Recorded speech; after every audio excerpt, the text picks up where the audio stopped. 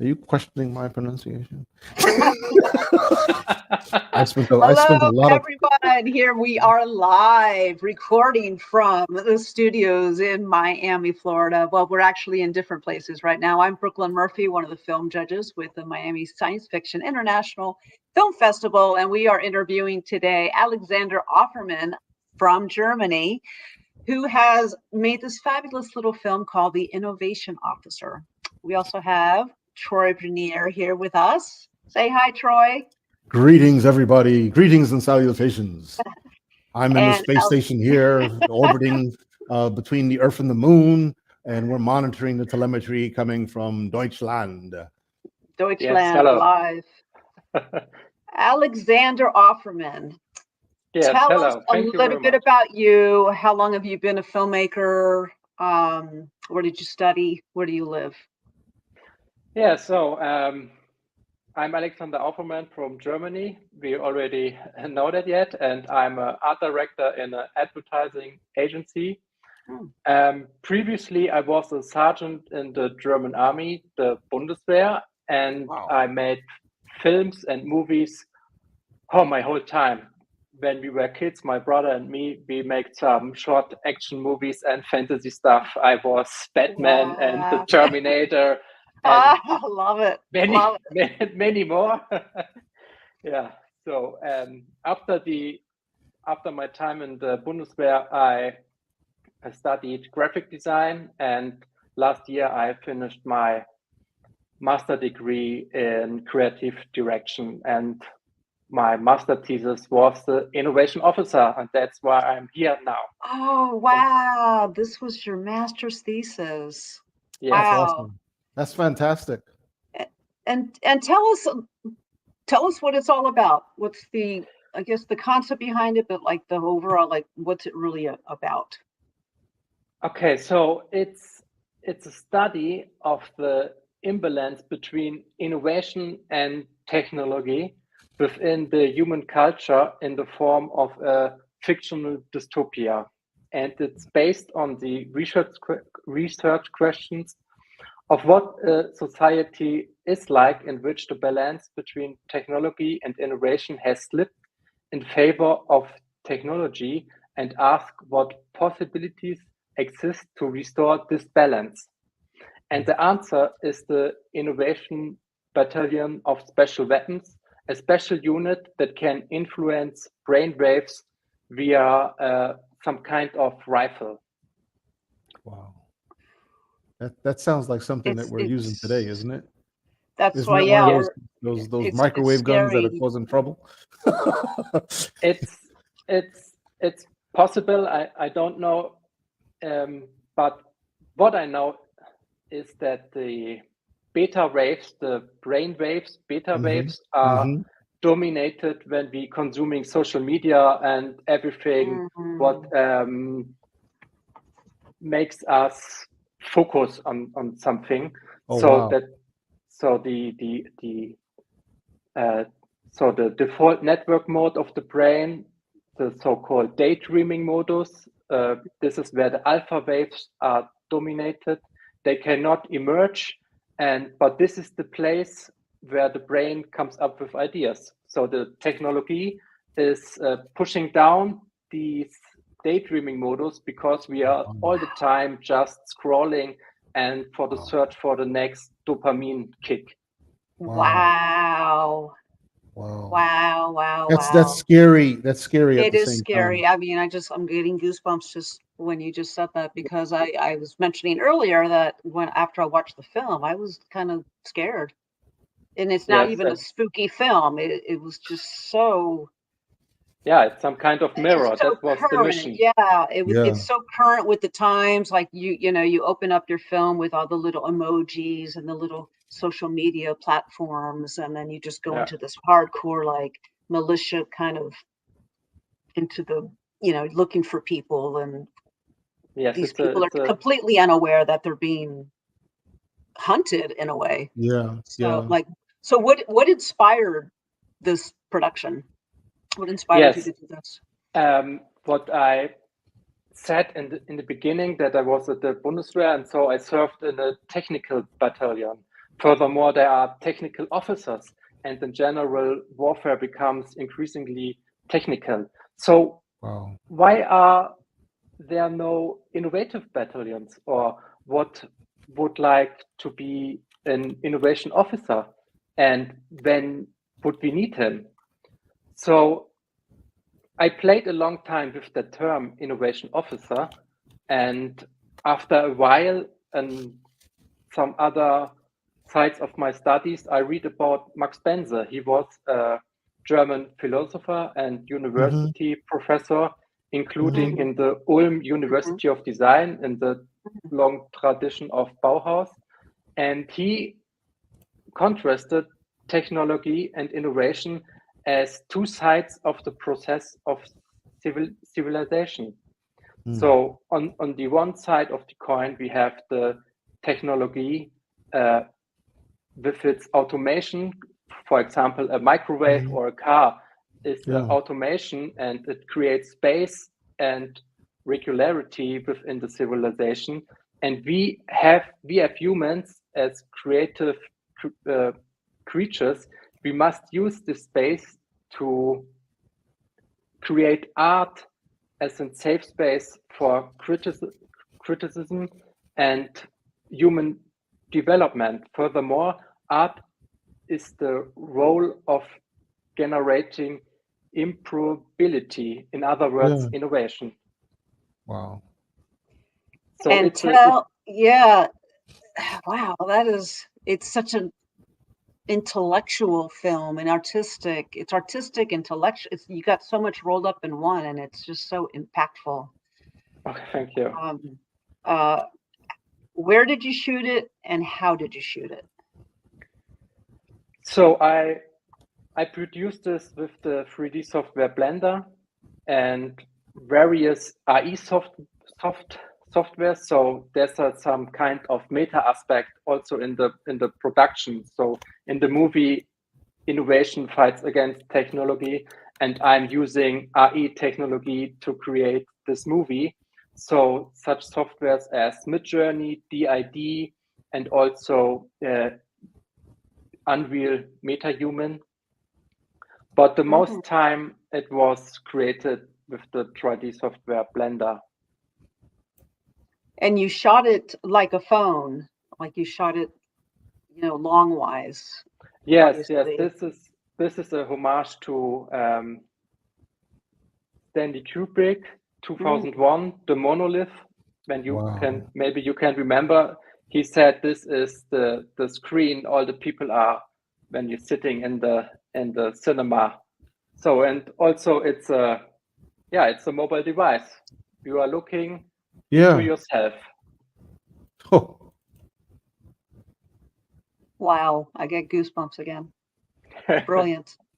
Thank you. What do you hope that your film, how it's going to impact people, like your audience, or not only your audience, but like as a generation or as a whole? Intended to raise awareness and questions the viewers' own use of modern technology, especially mobile devices and social media. So maybe they also get goosebumps because they feel, oh, I'm doing that myself all the time. Maybe I should get a step back from this technology and get out to the fresh air. Use your alpha brainwaves. Use your imagination. Yeah, exactly. That's. Yeah. Do you find that the younger generation are less creative now because, like you were saying, they're not aware of their alpha stage because they're so buried in their phone? Like in Germany, over here the kids are just buried in their phone. I don't know what it's like in Germany. Is it like an addiction over there as well? Yeah, it's kind of. I'm working a lot with younger people. Art students are coming to me in my agency, and they make an internship. But they are really clever also today, but they don't have these. They don't can follow such long things like a 2-hour movie anymore because they are Wow. they are Short attention already span. yes Yeah. they are already influenced by this, and we are Well, just let me- talked about that and on Friday. Uh-huh. I need to ask questions. Yeah, go. I need to ask Go for it. questions. So what age is this greatest, this driver to prevent someone from focusing? At what age does that start? Immediately, if you give it to a baby, or is it intermittent? Or if I let them play with it just a little bit and then take it away, when is it?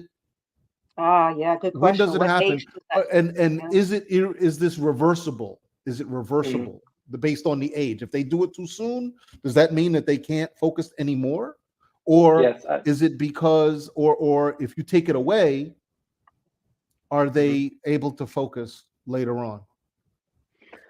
yeah. Well, I'm not a brain expert, but I think it's. I will come from the other side. So I think it's important for young humans to climb on a tree and fall down, because that is what the brain needs to learn where is the end of my body, where starts the tree, what is it to fall down. So this is an stage of development. This is short period of time, because the brain is such liquid and gets more and more crystal even older you get. And so when I go back to the question you asked, it's maybe possible that we have some irreversible damage.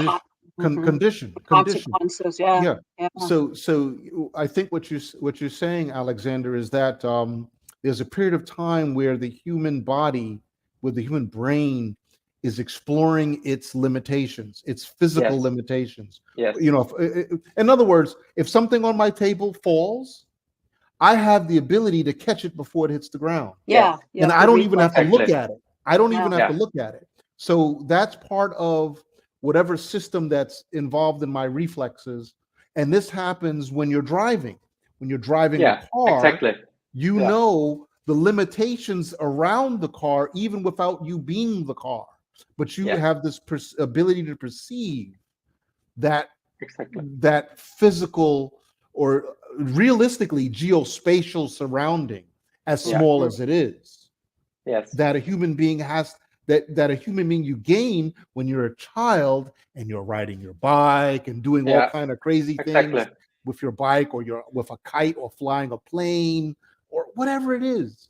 And as a child, if a child does not get to experience that, which is part of development, they don't know their boundaries.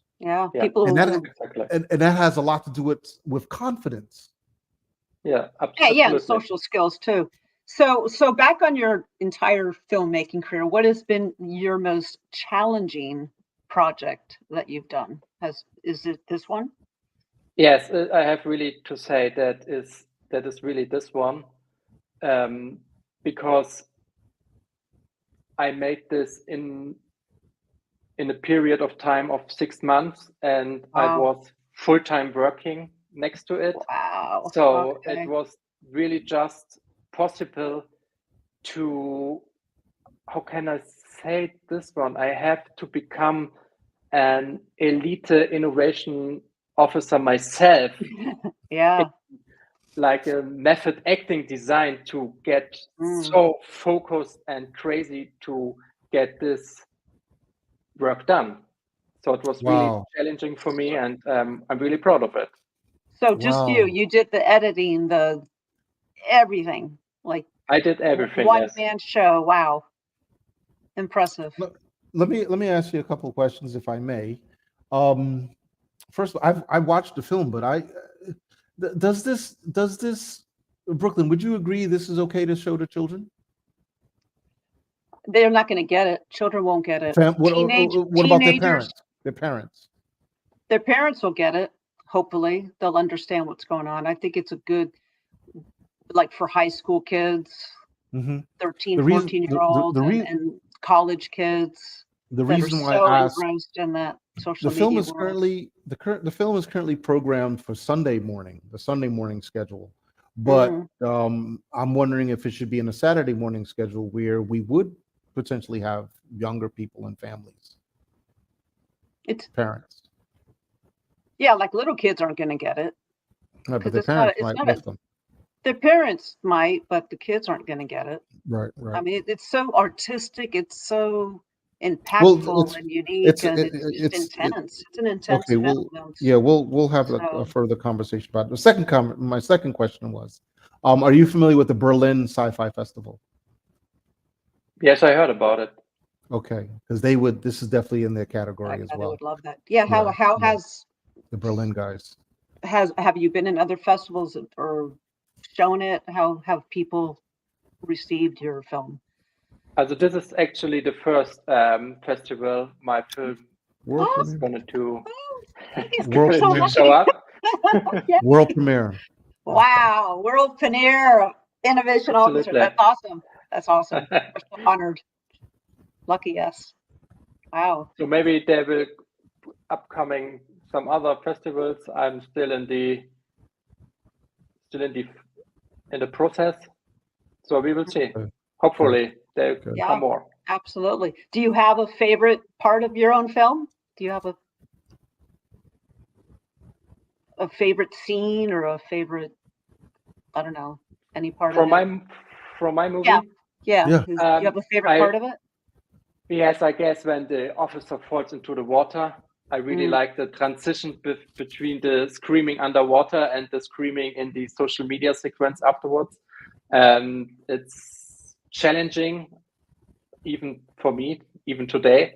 And when he is out of the water, he's in this kind of museum with this skeleton whale above him, some kind of symbolic for me for living creatures, and he's sitting there unmasked, the weapons down, the water is falling. Water plays a huge role in this movie. In the backstage, I guess you feel everywhere's water, and then he sits besides these waterfalls, and then comes the next mission, and it's cool. I didn't pick up on that. The water, the water did impact me. I'm just like, this is interesting. Such a contrast of like the guns and the people and the social media, and then you have like this cleansing, like I don't know, like a transition. That was, wow, impressive. Yeah, very. So, how do you view the evolution of film and storytelling with these new technologies and platforms? Yeah, I had a lot of discussions about that, and I think it's a big chance because it's all about the idea, and now you can create easily in the next time a wonderful movie, right? And when the idea is good, then it doesn't matter if it's an animated movie or a real movie or a IE movie or I don't know what. But when the idea is great, then it doesn't matter. And when the idea is not great, then it's a technical playground. So I'm absolutely positive, and it's some kind of a creative method for me. So I give that neural network something, then that neural network gives something to my network, and so we can start to play. And I can I pick that, and I pick that, and I create something new, and I give it back to the artificial network, and then it's some kind of dialogue for me. Yeah, because I also see your film not only being shown like in a theater or film festivals, but it's almost like a gallery piece, like a museum, like a what do they call it, Troy? Exhibit. Yeah, like an exhibit, like a visual art exhibit. Because I could see that like in a gallery, like an installation piece of, like a big giant installation piece. Have you thought about submitting to galleries or? Yes, Okay. I thought about that. Yeah, maybe that's the next step. Yeah, we do have. I want to say there's one film that I spoke with just last week. That their film is actually they're in galleries. It's probably somebody that was recently interviewed. That their content is actually in an art exhibit first. It's there. Yeah, it's one of the short films. It'll come to me in a second who it was. I just spoke with them 2 days ago. So you mentioned Stanley Kubrick earlier. Is he the one that started you in films, or is he like your biggest inspiration? Yes, nowadays he's my biggest inspiration, I would tell, but I didn't start with him, I have to say. It was Terminator 2, which is for me also it's one of my favorites. Absolute brilliant movie. I've seen like 10 times, yep. So then does that mean you're not a Star Wars fan or a Star Trek fan? Do you watch that genre of sci-fi, or are you more no? I'm not so in that area. Yeah, that's Troy's little boat. Troy loves Star Trek. Yeah, Troy. Well, we love it. I didn't see that coming. So then what is your favorite film of all time? My favorite film of all time. If you were alone on an island and you only had one film to watch. Maybe Predator 1 or Heat. Oh, two very good choices. Oh, wow. I love the first Predator. That's one of my favorites. Absolutely amazing. Brilliant crossover. Oh, yeah. Especially the sound. The sound design was brilliant. As was with yours. Obviously, you did the sound also. And I love your sound design, and your whole scoring was just rich and this was really a thing that I learned on the fly, how important is music and sound for a film, and how long it takes for a sequence to feel fluid. It's really a long process to make a 5-minute animation movie. It's incredible. Took you 6 months. Well, of course, you were working full time though. So if you had not been, it would have been 5.5. No, it would have been a lot shorter. So maybe you'll make a longer film next time. Do you see yourself making something like a feature or like? Yeah. What's next? What's next? Yes. Tell us what's next. I'm working on some prequels or sequels to The Innovation Officer on YouTube. Some short format movies, 15 seconds, and I'm just playing around with the technique, and I'm getting more and more familiar with the Blender technology.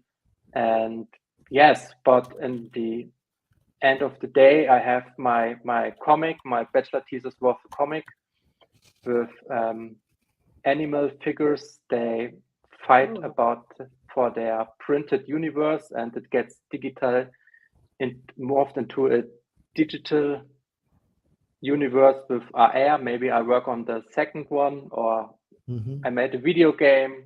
Interesting. Yeah, I'm floating around my universe, looking what's coming up next. Wow. What an interesting mind you have, Alexander. Thank you. Any other questions from you, Troy? Well, he kind of covered the Star Wars, Star Trek thing, but Troy's going to go cry now that you're not a fan. I'm curious if you know The Expanse. I watched part of it. It's on it's on Amazon. Yeah, highly. That's why I haven't seen it. Yeah. When you're not attending the festival physically, but we're gonna probably show some clips from it, and during the virtual festival, we'll show some clips on the Discord channel. So make sure you're on the Discord channel. Yes, awesome. I will there. Yeah, I see Alexander right there. Off on him.